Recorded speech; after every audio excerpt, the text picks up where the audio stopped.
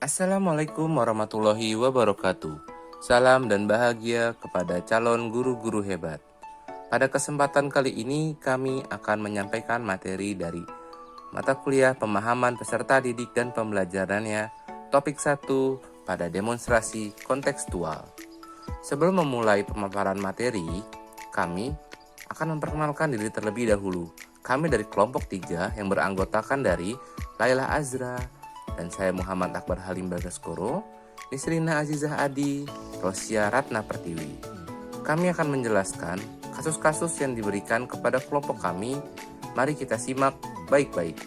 Saya Nisrina Azizah Adi, saya akan memaparkan kasus yang pertama. Kasus 1. Bayangkan jika Anda adalah seorang guru matematika di kelas 7. Saat ini Anda hendak menyampaikan materi mengenai matematika sosial, yakni mencari nilai rata-rata atau mean. Untuk memudahkan peserta didik dalam memahami pembelajaran, Anda mencoba membuat urutan atau langkah-langkah yang perlu diikuti oleh peserta didik agar dapat mencari nilai rata-rata pada sebuah soal. Anda meminta kepada peserta didik untuk mengerjakan soal yang Anda berikan. Hasilnya, peserta didik mampu mengerjakan dengan benar, sesuai dengan langkah yang telah Anda siapkan. Beberapa saat kemudian, Anda meminta kepada peserta didik untuk mengulangi soal yang sama tanpa melihat urutan pengerjaan soal, dan peserta didik mampu mengerjakan dengan benar. Pertanyaannya, menurut Anda, apa yang membuat peserta didik mampu mengerjakan dengan baik pada percobaan kerja tanpa melihat urutan atau langkah pengerjaan soal? Jawaban kami adalah, kita coba identifikasikan kemungkinan mengapa siswa tersebut mampu mengerjakan dengan benar soal yang diberikan. Yang pertama, guru itu melakukan pendekatan kontekstual di mana pembelajaran itu dikaitkan dengan situasi dunia nyata, dengan mendorong siswa membuat hubungan antar pengetahuan yang dimilikinya dengan penerapan dalam kehidupan mereka. Misalnya, kelas yang kita ajarkan baru saja melaksanakan ulangan matematika. Kita meminta bantuan siswa untuk mencari nilai rata-rata dari kelas tersebut. Maka, siswa itu akan langsung tahu fungsi dari min yang selama ini ia pelajari untuk apa. Contoh konkretnya bagaimana, sehingga dia antusias untuk memahami ketika diberikan konsep dan langkah-langkah penyelesaian soal. Yang membuat peserta didik mampu mengerjakan soal dengan baik pada percobaan kedua, karena peserta didik telah memahami konsep, bukan menghafal dasar cara mencari nilai rata-rata dengan baik melalui bimbingan dari guru pada awal pembelajaran. Kemungkinan yang kedua adalah dengan pemberian stimulus yang merupakan ciri dari teori belajar behavioristik. Selain melalui pendekatan kontekstual, kemungkinan yang kedua yang membuat peserta didik mampu mengerjakan dengan benar adalah karena murid sudah terbiasa dengan soal dan langkah-langkahnya. Pemberian stimulus yang berupa urutan atau langkah-langkah mengerjakan diikuti oleh respon peserta didik mengerjakan soal dan dikuatkan dengan latihan-latihan soal yang merupakan ciri dari teori behavioristik. Pertanyaan yang kedua, sebagai calon seorang guru, dalam kegiatan belajar yang seperti apa metode di atas dapat diterapkan? Elaborasi jawaban Anda dengan menyertakan teori yang berkaitan. Sebagai calon guru, metode tersebut dapat kami terapkan pada kegiatan pembelajaran materi yang pengerjaannya sistematis. Berdasarkan kasus di atas, metode yang digunakan guru adalah metode problem-based learning, di mana para peserta didik secara individu maupun kelompok menerapkan konsep-konsep pada permasalahan nyata, keinginan dalam belajar, dan mengarahkan belajar mandiri dan keterampilan. Metode tersebut merupakan implementasi dari teori behavioristik, yaitu teori belajar yang berfokus pada proses belajar yang mengedepankan perubahan perilaku anak yang dipengaruhi oleh stimulus dan respon. Salah satu ciri teori behavioristik yang relevan dengan kasus tersebut adalah mengedepankan kebiasaan latihan dan pengulangan. Baiklah, saya Laila Azra akan membahas kasus yang kedua, di mana Rina adalah seorang guru di kelas 1 SD. Sebagian besar peserta didiknya belum bisa berhitung dengan lancar.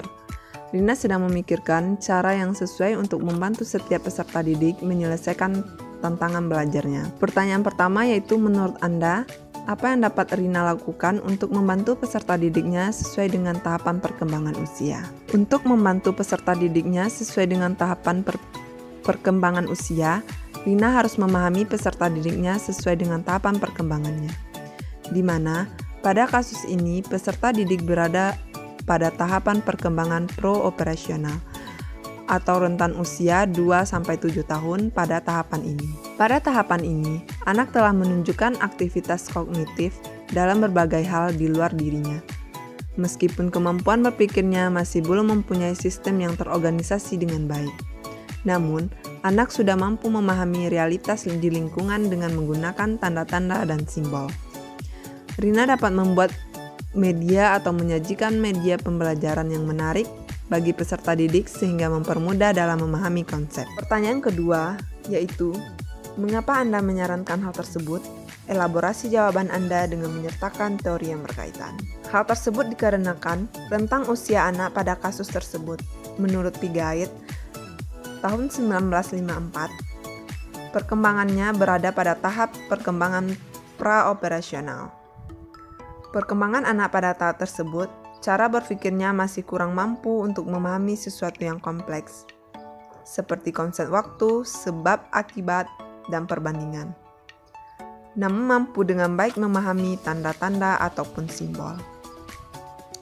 Oleh sebab itu, media pembelajaran yang berorientasi pada lingkungan serta memanfaatkan tanda-tanda ataupun simbol sesuai kemampuan cara berpikir anak pada tahap ini sehingga mampu menstimulasi perkembangan anak. Saya Rosia Ratna Pertiwi akan membahas kasus ketiga.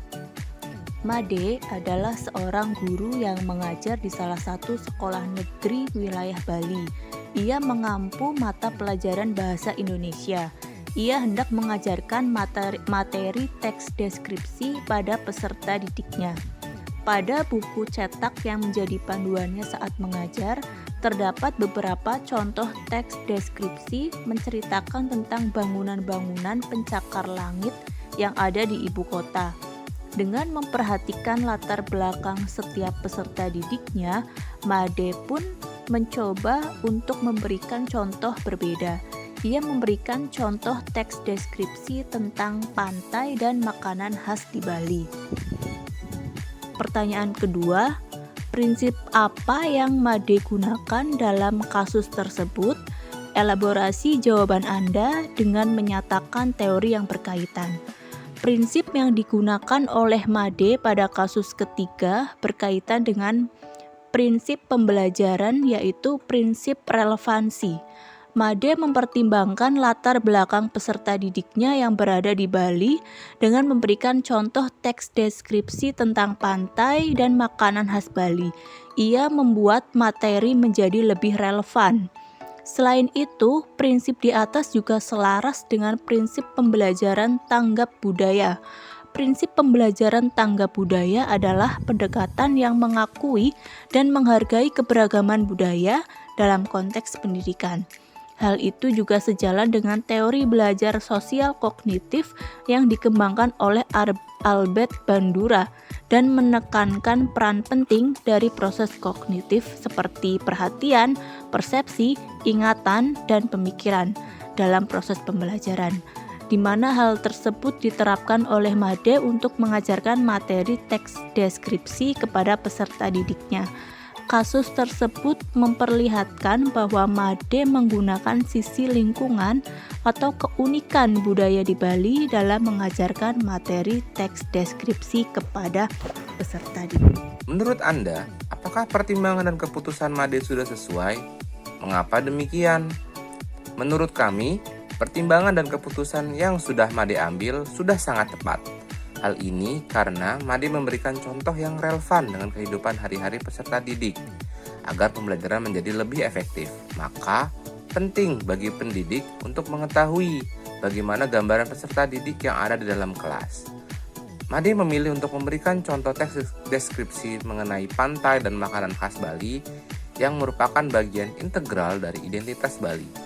Keputusan ini dapat membantu peserta didik untuk lebih mudah memahami materi yang diajarkan oleh Made. Terima kasih. Apakah ada pertanyaan atau sanggahan dari rekan-rekan? Silakan boleh ditanyakan atau tulis di kolom komentar ya. Kami tunggu.